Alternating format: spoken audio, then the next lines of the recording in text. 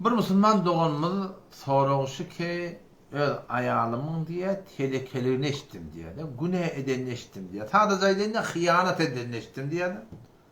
Hop, zenanamda diýmen antışak diýip aýtdy. Nämetmeni belije görüm. Sen gözüň bilen gören adam ýok. Biri aýdypdyr, galat edip aýdypdyr.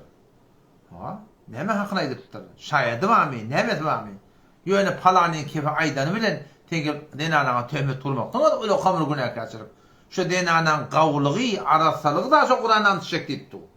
Şu Kur'an'dan antışak diýip duran adamy antıştyrmaýajak boyny kebini boyna almaly. Bir bolar bolmaly.